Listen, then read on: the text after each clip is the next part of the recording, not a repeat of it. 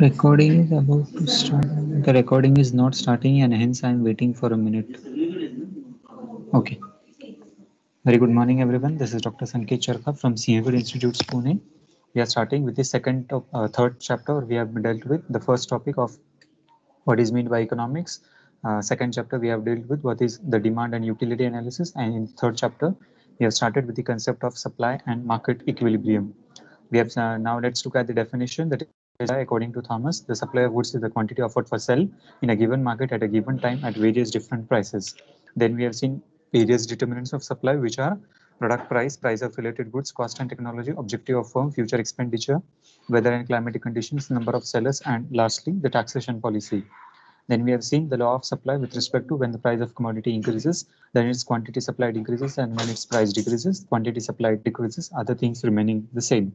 So formula for it is supply is equal to function of price, that is S is equal to F of P, where S is equal to supply and P stands for price. Assumptions to the law of supply: no change in the price of factors of production, no change in the price of related goods, no change in the goals of the firm, no change in expectations of producer, no change in the state of technology, no change in number of producers, no change in government policy, and lastly, no change in the taxation and subsidy rates. Then we have seen individually with respect to what is an individual supply schedule and what is a market supply schedule, or functions of individual and supply, or that is market perspective. Then with respect to the supply curve, which is always sloping upwards. So as the price of a commodity increases, that is first thing, if the unitary price is rupees 10, then accordingly quantity supplied becomes 2. If the price increases to rupees 20, the quantity supplied becomes 4. Gradually, it is 30, 40, and 50 per unit. Then accordingly, the number of units supplied also increases 6, 8, and 10 respectively. Now, what are the various reasons due to which the supply curve is moving upward position? So why it is moving upwards in an upward level direction? So change in the stock level. So if the price of a commodity increases, accordingly, the quantity that is demanded, it decreases, and accordingly, that is there is an increase in the stock level of a particular commodity or the goods that are available. So due to the increase in the stock level of a particular commodity, the available number of goods and services into the market is started increasing, and there is more increased stock level into the market perspectives. Profit or loss possibility. So here a major concern is the profit or loss possibility with respect to the person who is purchasing the commodity or who is purchasing those goods for his daily consumption purpose. Now, if a particular price of the commodity keeps on increasing and the particular person is expecting to decrease the rise in future, then he may not purchase the goods in the current situation, and accordingly, the profit or loss possibility, that is, in order to save a certain sum of money, it is creating a certain situation wherein a possible situation of either increase or decrease in the price, which will affect the profit and loss of a particular individual or profit and loss of a particular consumer, that is a market situation or an individual situation or the company's perspectives. It tends or it forces the supply curves to move upward. Entry of the firm and exit of the firm. So exit of the firm. So there are various expectations with respect to entry and exit of the firm, wherein we are expecting that a particular new product may come into the market, and accordingly there can be several market changes that has been arised. So with this concern, it is a certain situation about if a new product is expected to be entered into the market, then accordingly there can be various changes, and it can be of a certain situation wherein market forces may tend to supply curve to move in an upward position. And lastly, incentives for innovations. So if it is expected that there will be various incentives for the innovative purposes, then accordingly it can be of a certain situation wherein the supply, that is the more quantity of the amount will be made available into the market's economy, and accordingly the innovative techniques or innovative production technology will help the supply curve to move upwards. Now, what are the various exceptions to the law of supply? We have seen with the future expectations of prices, increase in the agricultural goods, perishable goods preferences, goods of immediate action, disposable of the old stock, rare goods, and the backward countries. Now, understanding the market structure, we have a certain concern wherein commodity, that is the buyers and sellers who are in a direct competition with one another. Different market structure with respect to perfect competitive market and imperfect competitive market. Imperfect competitive market further divided into the 4 types, that is monopoly, monopolistic, oligopoly, and duopoly. Determinants of market structure, that is number of and nature of sellers, number and natures of buyers, nature of the product, entry and exit conditions, and lastly the economies of scale. So we have dealt with all these terminologies in detail. Basis of classification of market, that is on the basis of area, nature of transaction, volume of business, commodity and services, time, status of sellers, legality, and lastly the nature of competition. Perfect competitive market, that is a Kutzwalania. The definition given by Kutzwalny is place where there is a complete absence of rivalry among both the buyers and sellers. So a perfect competitive market, wherein there is no rivalry between the person who is selling and the person who is purchasing. Lipse, the definition given by Lipse is market structure in which all firms in industry are price takers and in which there is a freedom for entry and exit of the firms. Now, the features of perfect competitive market. So now, in the last lecture, we have dealt with these particular slides. So features of perfect competitive market are large number of buyers and sellers, homogeneous products, free entry and exit, perfect knowledge, absence of the transportation cost, perfect mobility, no artificial restrictions, and lastly, absence of selling cost. Now, moving towards the advantages and disadvantages of a perfect competitive market. So, first thing, let's look at the advantages perspective. That is, consumer sovereignty benefits to the consumers, cost saving, and economic efficiency. Yesterday, I have dropped in a certain image wherein which was specifically focusing about using the various charts, bar diagram, and graphs, and so on for a benefit for writing your answers very carefully. So these are the various types of diagrams that you can use. So in my presentation, you can get a certain understanding about which type of diagrams can be used. So these are the various types of charts or the graph that you can use for. Now, the concept of advantages is consumer sovereignty. So in case of a perfect competitive market, there are a large number of buyers, there are a large number of sellers, and based on the feature, you can easily identify that the consumer is keying into this particular market. So wherever the consumer feels, as and when he desires or as and when he needs, he can go or visit a particular seller or a particular purchaser or a particular retailer, and he can purchase the goods and services then and there itself. So here, consumer is always sovereign, consumer is always king in the market, and the decision taken by consumer is always final, and there is no more thrust or more competition that has been created with respect to the seller that is into existence. So here, whatever the consumer decision takes, it is completely binding on all the retailers. Benefits to the consumer, always a perfect competitive market seems to a certain perception or a certain understanding wherein ultimately the consumer is benefited at large. So why? Because in a perfect competitive market, the goods and services have been provided as per the need, requirement, and demand of the consumer itself. So as and when he feels, as and when he demands or he needs a certain commodity or a certain product, the goods have been demanded and the goods have been supplied to the market. So benefits to consumer, if a particular consumer places a certain order, places a certain quantity, then based on that requirement only, the goods and services have been provided and it has been created to a certain consumer. So here we have to understand about what are the various benefits that have been generated and how it has been availed to the various consumers. Cost saving, the concept of cost saving is a particular consideration wherein imagine a market situation wherein there are a large number of buyers, there are a large number of sellers, and both the buyers and sellers are having a freedom with respect to what product is to be purchased, what product is to be sold, and where it has to be purchased, where it has to be sold. So here in this case, it is a certain situation wherein wherever a particular consumer feels affordable, there he can go, and wherever a particular retailer feels more profitable, at that place he can go and start availing the quantity of goods and services.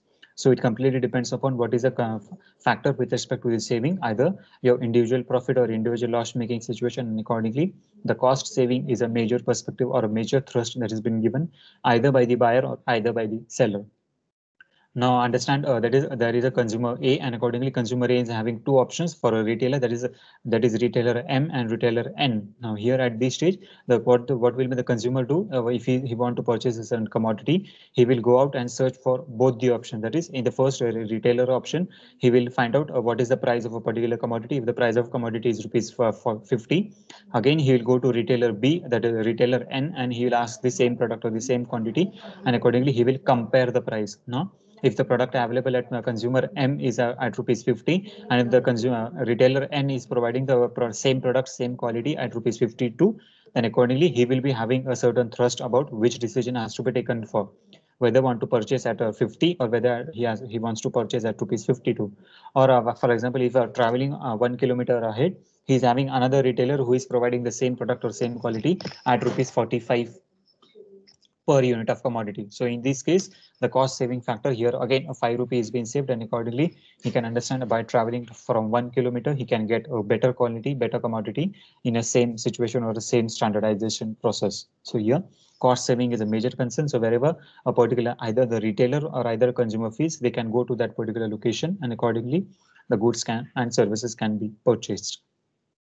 Then lastly, the economic efficiency. Always economic efficiency is being seen with respect to demand and supply and profit and loss making situation. As and when a particular individual feels, wherever he feels comfortable, he can go and purchase the commodity and the perfect competition is being provided. So if you feel that you want to sell a particular product, then you get a license very freely. If you want to close down your business, then accordingly, the business can be closed down very effectively.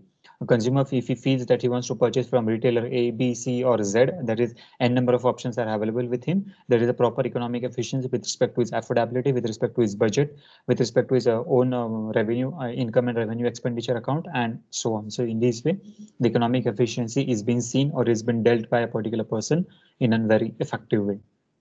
So these are the various advantages with respect to the perfect competitive market. Now let's look at the various disadvantages of the perfect competitive market. First thing, no economies of scale. So here we can identify there is no economies of scale with respect to the different types and varieties of the product or commodity that is made available. So you may get a certain efficiency, you may get a good quality or a good product, but you cannot guarantee what quality of product is available for you. So in a wholesale market or in a bulk market, we cannot say or we cannot identify that I want a better commodity. Now, if you are expecting for a better commodity, then you have to pay an extra amount or an extra charge has to be paid to the particular vendor or a particular retailer, and then only the economies of scale can be created. So in this case, economies of scale is not possible, wherein if you are purchasing the wholesale or the bulk or maximum amount of quantity. Homogeneous product is a particular concern wherein if you are looking for a certain commodity or if you are looking for a different types of product in a same commodity or the same brand line, then every product is having a different feature. So the refrigerator you are purchasing of Whirlpool is completely different. The refrigerator you are purchasing of Lloyd is different. The refrigerator you are purchasing of Videocon is completely different, and so on. So depending on different product, different brand, different companies, the product is always differing with respect to its feature, quality, component structure, and so on. So always there is non-availability of the homogeneous product. So if the product are of a similar nature, then accordingly with respect to their brand origination, with respect to the product specification, with respect to the company's perspectives, it keeps on changing, and accordingly it is in a certain position about how do you identify or how do you differentiate a particular product. Insufficient profits. The concept of insufficient profits deals with a certain concern about a particular retailer or a particular consumer is not always satisfied about how much profit he has to earn. And what is the profit for a particular buyer? That is, he went to a particular retailer, and at this stage, what happened? He gets a certain commodity of a lower price.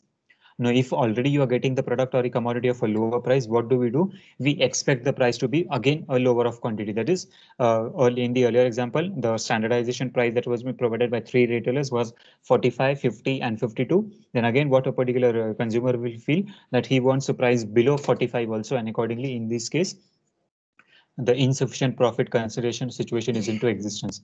Or a particular retailer, if one retailer is selling at rupees 45, another selling at 50, and another selling at 52, there may be a fourth retailer who is ready to sell the same product, same commodity at rupees 55 also. So in this case, in order to earn 3 rupees or 5 rupees more of extra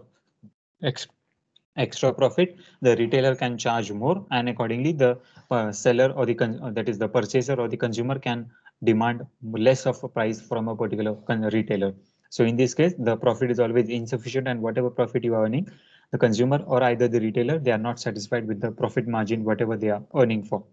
Free flow of technology. There is no free flow of technology at this particular stage. Why? Because whatever goods you are manufacturing, whatever goods you are purchasing or whatever, they are always bulk quantity or an wholesale. There is a concept of a bulk purchase or a wholesale purchase, and at this stage we can come to a certain conclusion that there may be or there are certain concepts of defect that can be arised for. So when we are going for a mass production level, then accordingly with respect to this Six Sigma consideration, it is a certain situation or an origination wherein the product may get certain damages, and accordingly with respect to Six Sigma quality, what we have to understand about what quantity or product can be manufactured and what quantity of product may be sold into a particular market. And lastly, the external forces. External forces with respect to the changes in the government policy, changes in the terms, norms, regulations, changes in the price level of the competitors, government taxation policy that has been provided, changes by the competitors, external forces with respect to the climatic conditions, and so on. So all these external forces always keeps on affecting a particular either purchasing or selling decision. And if there are new threats or new entrants into the particular market, then accordingly the market demand either increases or market demand either decreases. So these are the various concepts with respect to advantages and disadvantages of perfect competitive market. Now, how the pricing of a particular product is been undertaken under a perfect competition. So pricing under perfect competition is usually carried out by two major methods. First thing is a total of market demand and total of market supply. Now, total of market demand is a particular concern which is here at this stage you have to calculate a certain perception or a certain formula based situation with respect to what is a total demand of a particular product that has been demanded in a wholesale market or in a market at a larger scale or a broader scale. So we do not, at this stage, we do not take into consideration one retailer, two retailer, five retailers, or 10 retailers. So in case of a perfect competition, there are 1,000, 2,000, 10,000, 50,000 retailers, and accordingly, the total demand and total supply of this particular commodity is been identified. With respect to the number of consumers, you are not identifying a particular situation or a certain consideration with respect to one consumer or one family or one society. You are calculating the total demand or a total supply, or that is a product that has been required or that has been needed for a wholesale purchase or a retail, not for a retail purchase. So if the consumer is purchasing in a bulk quantity, if there are lot many number of consumers, that is 10,000 people, 50,000 people, 1 lakh people, 1 crore people, and 50 crore people, then we can identify about a perfect competitive market. Now, in case of there are certain different types of products wherein the depending on different categories of product also, the market can be identified as a perfect competitive market or an imperfect market. Now, understand or consider a particular situation, that is purchase of a Parle-G product or a Parle-G biscuits. Now, whenever we say that we are purchasing for a Parle-G product or a Parle-G biscuits, then accordingly, at this stage, the perfect competitive market is a particular situation wherein, in case of a Parle-G purchase goods and services, the market demand is or market supply is of a perfect competitive nature. In case of Oreo biscuits or a certain biscuits which are available for international concern, then at this stage there is no perfect competition. Why? Because the demand for the particular product is very less, and accordingly the supply of those commodity is also very less at this particular stage. So in this case, we have to understand, depending on the product category, depending on the product type also, whether there is a perfect competition, whether there is an imperfect competition, it has also to be determined, and accordingly we have to measure or we have to calculate the total market demand or total market supply of those commodities or the products. Comprises of total pricing under perfect competition. So there are various comprises with respect to the pricing under total perfect competition with respect to how the price has to be calculated or how the price has to be ruled out in a particular market. Now, ruling a price into particular market, it is a particular concern wherein now here in the earlier slide, what we have seen that always it is a consumer sovereignty. So always the consumer is king into this particular market, and always the benefit or advantage is given to consumer. So as and when or how the consumer feels, accordingly, the product or commodity or the goods and services have been demanded, and accordingly the goods and services have been provided. So here always comprising of total pricing under perfect competition. So whatever price is affordable to the consumer, whatever price they are feeling comfortable or it is purchasable to them, only that particular price has been decided, and accordingly it has been set in a wholesale market or a retail market. Seller is the price taker and not the price maker. Why? Because always it is a consumer based or a consumer sovereign product or a consumer sovereign market, and here in this case only the seller gets a benefit of what the product he's been selling for. So if the total cost of a particular product is rupees 9 and the product is been sold at rupees 10, then accordingly he remains only the price taker, that is 1 rupee of profit is made for him, and he's not the price maker. So here the seller cannot say that the price of the product or the price of commodity can be 11 or 12 or 13 or so on. So here always in case of a perfect competitive market, whatever the consumer is feeling, whatever decision the consumer is making based on those concern, that is the MRP, maximum retail price, based on the government considerations, the price has been set, the price has been decided, and accordingly the combination of total cost, profit, and the selling price has been made, and product has been sold out into a particular market. So seller is the price taker and not the price maker. So we understand very clearly about what is meaning of price taker and what is the meaning of price maker. Price taker is a particular concept wherein he only has to set or he has to only has to manufacture a certain commodity, but he cannot decide the selling price of that particular product. Now, based on the decision of the selling price, what do we do? Our differentiation with our measurement or differentiation with respect to the profitability situation has been determined or it has been ascertained. So total cost here identified is rupees 9 and the selling price is identified at rupees 10. Then here in this case, what is the situation? That is only 1 rupee of profit is made available for you. But if the seller is selling this particular commodity or the selling commodity at rupees 12, then here and this case, what happened? The additional profit of rupees 3, that is additional profit of rupees 2, that is total profit of rupees 3 is being created for him. And in this case, he becomes a profit taker. But here what the consumer will do, the consumer will change his purchase decision, and accordingly he will not purchase the commodity which is available at rupees 10, but he will go to another retailer and he will purchase the commodity which is available at rupees 10 per unit or per commodity. So in this case, we have to understand about what is the situation with respect to either increase in price or decrease in price with respect, and how whether a particular retailer will become a price maker or whether he will become price taker. Now, price and output determination under perfect competition. So how you can determine the price and how you can determine the output with respect to the price determination under the perfect competition market. So if we say that there is a perfect competition in the market, then what are the various factors, what are the various concerns with respect to which we determine the price of a we determine the price of a particular commodity, and we can identify what output has been created under a perfect competitive market. First thing is the equilibrium of firm in the short run. So here always equilibrium, that is matching the demand and supply at every stage or point of time, is quite essential. Now here the term equilibrium is a certain concern or is of utmost importance, wherein we have to understand about where can be a certain situation or where can be a particular point wherein the demand and supply curve matches completely. Now what is the situation? Now here just imagine or just identify what was the consideration of demand curve. Demand curve was always sloping downward and the supply curve was always sloping upward. Now here, now at a several stage or at a certain point of time, what will happen? There can be a certain situation wherein at any stage or any point of time the demand and supply curve may match, and accordingly they may jointly get together at a particular situation or at a particular position. Now here on this particular slide I am drawing something. Now take this scenario, that is this is the x-axis and this is the y-axis. Now in case of x-axis and y-axis, what was the situation? Now first thing, the demand curve. What was the concept of demand curve? The demand curve was always sloping downward in this particular position, right? Now understand the concept of supply curve. So supply curve was a particular situation wherein it was moving in an upward position. So here in this fashion or in this particular mode. So here, now here in this case, now this is y-axis, this is x-axis, this is the demand curve, and this is the supply curve. Now at every stage, what we are looking for, accordingly, as the quantity decreases, accordingly the supply price of the commodity increases, and as the price of commodity increases, the quantity demanded also decreases. Now at a several stage or at a several point of time, what will be a situation that both the curve will intersect or both the curve will meet each other and cross each other.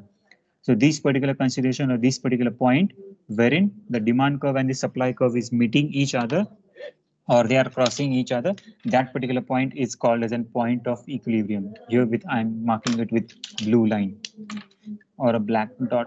Is it visible for everyone? Can you see it clearly? I'm drawing it. Yes, sir. Yes, sir. Hello?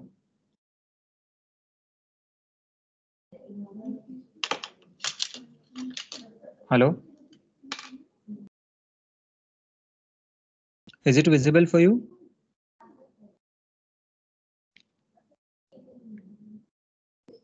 Hello? Can someone please respond? Yes, sir. It is visible. Yes, sir. Okay. Hmm. So here at this stage, you can see at this particular point of intersection, the demand curve and supply curve are completely matching each other. And here there comes a point of an equilibrium wherein demand is always equal to supply. So this is the point, or this is a particular situation wherein we can say that both the demand and supply are matching each other. And that particular situation is called as a perfect competitive market or a perfect competitive situation.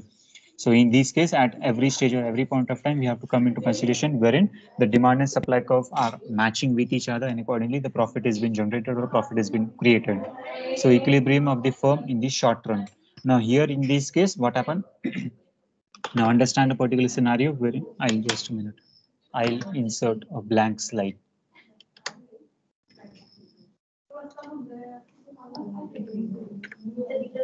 Now understand a particular situation wherein we can come to a certain conclusion. I am drawing it here for you. So a particular x-axis is available for you. This is y-axis, this is x-axis, and based on this situation, what happened?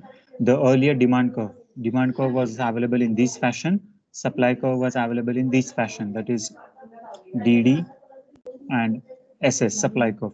Now it can be a certain situation wherein with respect to the normal terms and conditions, in terms of normal condition, what will be the equilibrium? The equilibrium point will be in this particular fashion, that is the demand curve is moving downwards, supply curve is moving upwards, and equilibrium is available at this particular point, that is E. Now E is the point of equilibrium. Now there were different types of concepts available for you, that is extension in demand or contraction in demand, extension in supply or contraction in supply. Now understand the situation wherein if there is a situation of extension in demand. Now extension in demand will be a certain situation wherein the demand curve will move to the right hand side, that is to the right hand side of this particular situation, or it will move in a downward position, that is if the demand decreases, then accordingly the demand curve will move in a downward position. Now if the demand curve is moving in a downward position, what will be the case? Again here at this stage, the demand and supply curve will change. The supply curve remains the same. Why? Because the price of the commodity is not changing. Now here, look at this particular point, the dotted line that I'm drawing for you. So here in this case, in terms of the dotted line situation, now your point of equilibrium earlier was E. Now the point of equilibrium will become R, or whatever it may be, it will become, for your understanding, we'll keep it E1. So this is the situation wherein if the demand curve increases to a certain position, if there is an extension to the demand, that is the demand keeps on increasing at economically simultaneously, the quantity demanded also keeps on increasing. Now understand a standard situation wherein the price was rupees 50 and accordingly the quantity demanded was 10. Again in the same case, what happened if the price of the product is for example rupees 50, but what happened, the quantity demanded increases to rupees to 20 units. So what is happening, there is only increase in the quantity but the price remains the same. So there is an increase in demand, and accordingly we can say that there is extension to demand or there is an increase to the demand. But in this particular situation, what happened? Now here the price is, for example, 40 or 45, and accordingly the quantity demanded is again a bit higher. And what is that higher quantity? The quantity demanded becomes a bit higher, that is either 30 or 35. But in standard terms or standard norms, what happened? Whenever the price is rupees 40 or whenever the price is rupees 45, the quantity demanded was only 25. So here we can say that there is an extension to demand. In terms of the standardization, 45 was the price and the quantity demanded was 25. But now if the price is 45, it becomes double. Now it comes to 35. So by 10 quantity or 10 units, the price or the requirement of that commodity here it will come 15. Between 10 to 15, it comes 15. Okay. So make that corrections accordingly if you are drawing that particular graph. So between 10 to 20, it will become 50. So here, here in this case, we can say that there is an extension to demand or there is an increase in demand. That is, the price was rupees 45, the quantity demanded was 15. And if the price remains same, that is 45, but the quantity demanded increases to 35. So here what you can see, the extension is around bit more than the required level of percentage. So here in this case, we can say about increase in demand by a certain percentage. Now there may be another reverse situation with respect to this concern also. What is the reverse situation? That is the price is rupees of 30, 45 also. And if the income level of the consumer decreases, then accordingly, the quantity demanded decreases to rupees to 5 units. So this is the situation, this is the point, or this is the concern wherein the quantity demand increases, then we can say there is a contraction in demand. So here in this case, we have to understand, we have to identify what is the change in the long run and what is the change in the short run. Now I'll explain you a certain concept about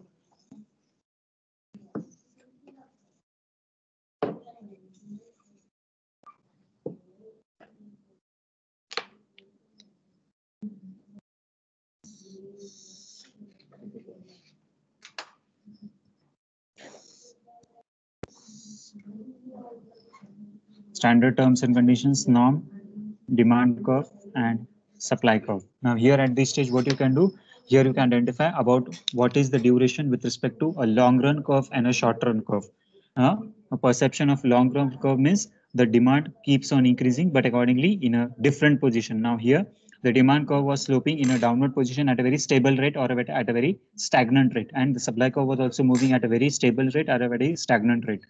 But the curve It can be either in this position, or the curve can be in this position, or the curve can be in this position also. Here, in this case, what happened? The dotted line you can see.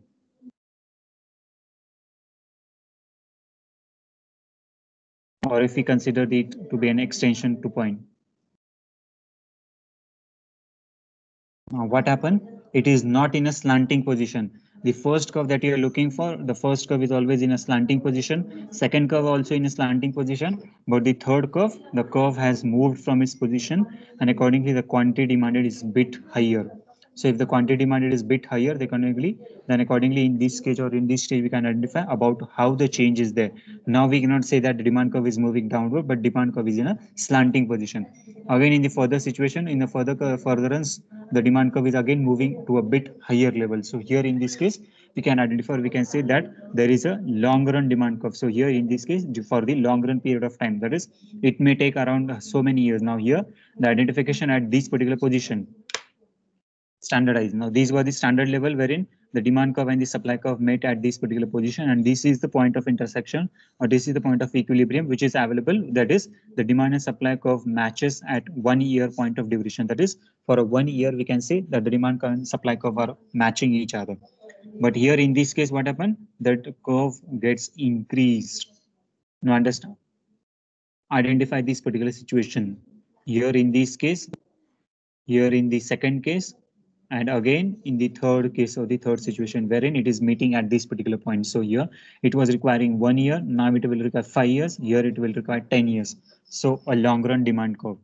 Or a reverse situation, how it can happen? The demand curve, traditional mode, it can be this way, or it can be this way, or the demand curve can be very steep in this particular position. So here in the accordingly there can be, now just we are speaking of only change in the demand curve, there can be the change in supply curve also here. Now take a situation, and I'll draw, this is the red color marker, and with the red color marker I am changing the supply curve. So in the same fashion, the supply curve can move in an upward position or in a downward position also. Here in this case, now the supply curve can move in this position, or this particular position also, or it can directly move in a particular position which is parallel to x-axis. So in this way, the supply curve also can have the different positions, the different variations. So here, now here at every stage or every point of time, as now for example, this is your if this is your supply curve and this is your demand, where is the demand curve? If this is the demand curve, so supply curve is this and demand curve is this. So here it was, earlier was your equilibrium point. Now where is your equilibrium point? Your equilibrium point comes at this position. So here comes your equilibrium point, which is bit higher. Now which is bit higher means here at, for example, at the standardized level the price was rupees 50. Now the equilibrium price is rupees 100, but the quantity has decreased. What we are seeing, increase in the price and decrease in the quantity. So here, if the price is increasing, accordingly the quantity demanded also decreases. So in the standard terms or standard norms, if the quantity demanded is 100, then accordingly the quantity demanded becomes 40. So in this way, accordingly, the standardization position can be attained and it can be achieved, and accordingly we can come to a certain conclusion about how a demand curve and supply curve can match or can make a certain position. Clear with this point, everyone? Increase or decrease in demand and extension in demand, contraction in demand. Yes, sir. Okay. Abnormal profit, losses, and normal or break-even point. So now here all these 3 points I have covered. What is meant by abnormal profit, what is meant by losses, and what is meant by normal or break-even point. Again, I'll show you a certain example with respect to what is meant by abnormal profit, what is meant by losses, and what is meant by break-even point. This is my demand curve. This is my supply curve. Now here at this stage, the demand curve and supply curve are matching at this particular position, and it is called as an equilibrium. So this is called as an break-even point. Abnormal profit. Now here, what is the concept of profit? Wherein if the company is earning more of commodity or less quantity is being purchased. Now take a certain situation, or say take a certain example wherein there is a decrease in demand curve or an increase in demand curve. Now a slanting position wherein the price increases but the demand of product or demand of the quantity of the product decreases. Now here take this situation. This is your demand curve. Now, if this is the demand curve, what happened? The price is increasing, but accordingly the quantity is decreasing. And now here in this case, take a situation wherein understanding a scenario of this particular quantity. Now, quantity at this stage is, for example, 20 units. Now, in case of 20 units, if that is the standardized position, the price was rupees 50. Now, if you want to identify if there is an abnormal loss or abnormal profit, if the price increases. Now, if the price increases from 20 to 50 to 60, what happened? 50 to 60. So again, here in this case, what the company is doing, the quantity demanded increases from 50 to 60, but here the quantity demanded remains same. If the price increases from 50 to 60, if the quantity remains the same, then we can say that there is an abnormal profit to the company. That is, the people or the consumers are demanding the same product, same commodity, but accordingly, the retailer or the seller is earning an additional profit at this particular position. And what is that additional profit? The additional profit is rupees 10 that a particular consumer is, that a particular retailer is obtaining. Or in another situation, that is the quantity demanded. Now here in this case, you can see what is, now if this is a particular price, and accordingly this is the quantity demanded. So if now at this particular point, now this was the standard demand curve. Based on the standard demand curve, the quantity demanded, if the, for example, the price is rupees 30 and the quantity demanded is, for example, 50, then in the earlier situation, now if the price remains same, that is if the price is rupees 30 and if the quantity demanded increase, where is my demand curve? So here is the demand curve, and accordingly it decreases. So accordingly, the quantity demanded may also decrease at this particular point of time. So it is called of an abnormal loss. So either you may have an abnormal profit or either you may have an abnormal loss situation, and accordingly your shift in demand curve will always be of a certain position about how a consumer is demanding or how a consumer is looking for a particular product or a particular commodity. Should I rub it?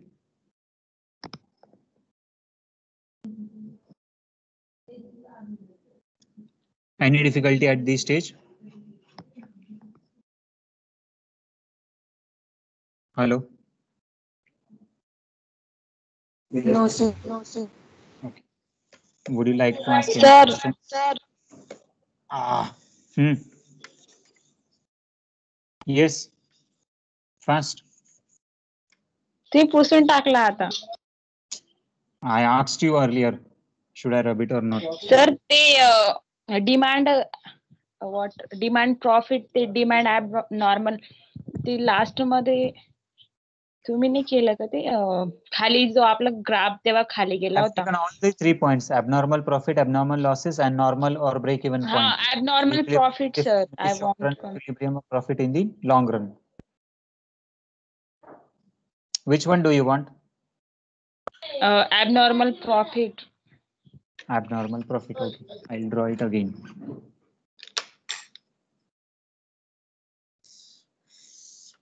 X-axis, Y-axis, demand curve, supply curve, break-even point. You understood till this position? Yes sir I think नाव द्यायला पाहिजे. Now take a situation wherein this is your standard terms and conditions. The price is rupees 50 and quantity demanded is 20. So here 10, 20, 30, 40 and 50. Price 10, 20, 30, 40, 50, 60. Now abnormal profit situation, how it can arise? That is, there is no steadily, or there is no proper change or movement in the demand curve. Now in the terms of the demand curve, what we have seen, that if the product commodity increases or decreases accordingly in the same proportion, in the same quantity, the product demanded or the quantity demanded increases or decreases. Now it was always in a downward slope position curve wherein equal number of proportions or equal number of quantity was decreasing. Now, if there is a situation of abnormal state or abnormal condition, now here your demand curve may move in this fashion or in this direction. That is, it is coming below the break-even point. So here at this stage you have the break-even point, and at the break-even point you can see that the break-even point is shifted to a downward position.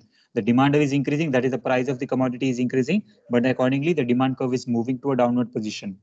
Now here in this case, if the demand curve is moving in a downward position, what will be the scale? Wait a minute.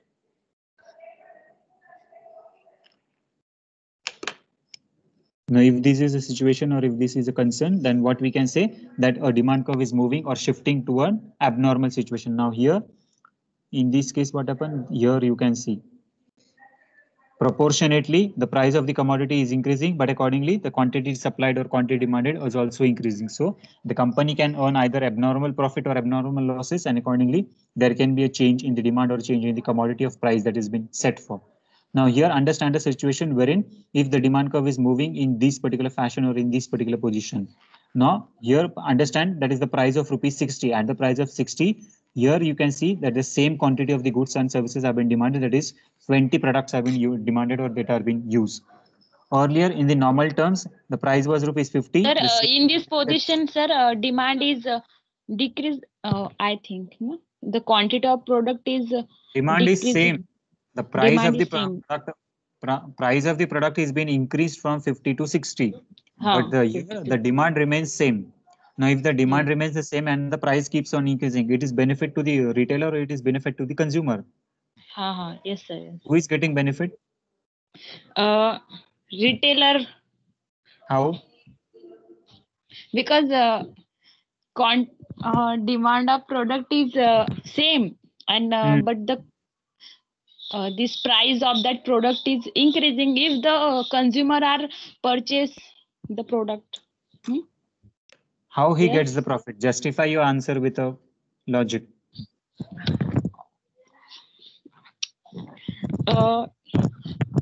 J product आहे sir त्याची price constant आहे तरी सुद्धा जे consumer आहे ते Price is not constant. Price has changed from 50 to 60. हा वाढते but त्यांची डिमांड जी ती फिक्स आहे ना.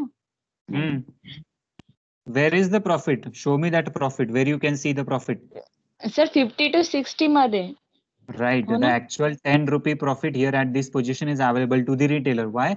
Because the same amount of quantity that has been demanded is sold at a 10 rupees of higher price. So here in this case, we can say that this is the 10 rupee of additional profit that has been created. So abnormal situation, it can happen only at a very few places or at a very few concerns. So this is the situation wherein an abnormal situation may be arise, and accordingly the firm may get a profit of an abnormal nature. In the same case, he can get an abnormal losses also, wherein the demand curve may shift to an downward position, and accordingly the abnormal loss or abnormal profit can be created. So here, earlier, the price was available, but accordingly the quantity increases, and if the price is same, accordingly the quantity may also decrease in the same position or the same fashion. So in this case, we can identify about what is the abnormal loss and abnormal profit making situation.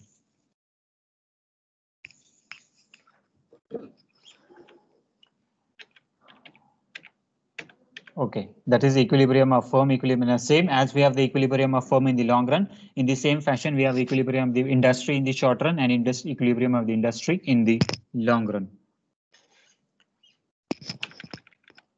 Okay, that's all for today's lecture. Thank you so much everyone for joining. This was the entire concept of perfect competitive market, wherein there is a situation of wherein the concern of perfect market situation is into existence, wherein there are large number of buyers, large number of sellers, perfect mobility of factors of production, homogeneous product fee entry and exit, absence of transportation cost, no artificial restrictions, and absence of selling cost is into existence.